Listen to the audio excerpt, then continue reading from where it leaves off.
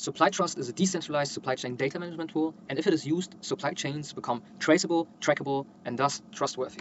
How SupplyTrust works can be best explained for one user journey. So let's imagine we are consumers and we have bought this cheese, and that cheese has a QR code on it.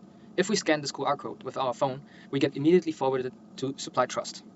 We are now on the page of tracing and tracking of the SupplyTrust web app, and we can simply hit the trace button in order to track and trace the cheese we have in front of us in real life.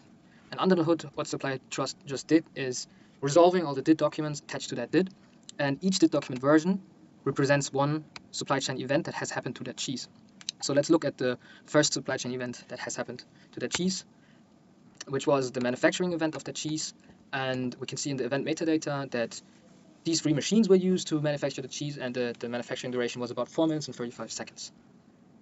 However, this is not the end of it, because SupplyTrust tells us that certain materials were used to manufacture the cheese, and we can even trace and track them. So let's select one of these materials and trace it. And now let's look at the first or last event of that material, and that was the receiving end, which is logical because that event was recorded because the cheese manufacturer received this material, which we can see here in the event metadata was yeast, and the cheese manufacturer gave the yeast a quality assessment of A+. So this is how tracing and tracking is realized through SupplyTrust. But how are now all of these supply chain events documented and then ultimately stored in DID document versions? This is done through the second big functionality of SupplyTrust, namely the documentation function. To experience the documentation process in SupplyTrust, let's imagine we are a milk producer and we now have produced some milk we want to record and document with SupplyTrust. To do so, we select the respective supply chain event which is producing, that is correct.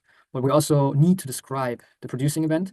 So let's call the material first, name it like milk, and add it to the supply chain event metadata file. Also, let's define the quantity. Let's say we have produced 500 liters of milk. And we are, as milk producers, super privacy concerned, or also we want to protect our business secrets. So we want to store the documentation, namely these information, the supply chain event metadata, we want to store privately. So when hit documentation, supply chain now converts this supply chain event metadata and stores it in the private IPFS environment powered by Pinata. So this supply chain event metadata file gets a CID, which you can see here. Now this CID was recorded in a DID document version, and this is the first DID document because this is a producing event, meaning that this milk we produced was recorded for the first time. So this milk now has also gotten a DID identifier, and we copy this one and select OK. But now we get a barcode, which I will scan with the data wallet. Because we selected the documentation process to be private, we see that it has the ownership of the file, the private file in the private IPFS environment. And with that, we can access that private file, but also authorize others to get access to that private file. So the data wallet now wants us to input the user PIN in order to complete the issuance process. So we enter 1234, that's the predefined code.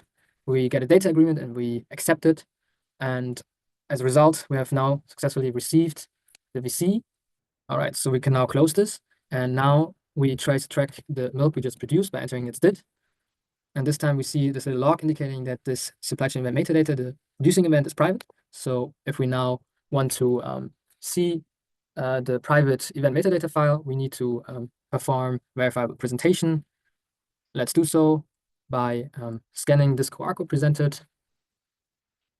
Now the data wallet is performing the OpenID for verifiable presentation protocol. We accept, and the verification is done, and we can see the private file, namely the producing event and the event metadatas we have inputted privately.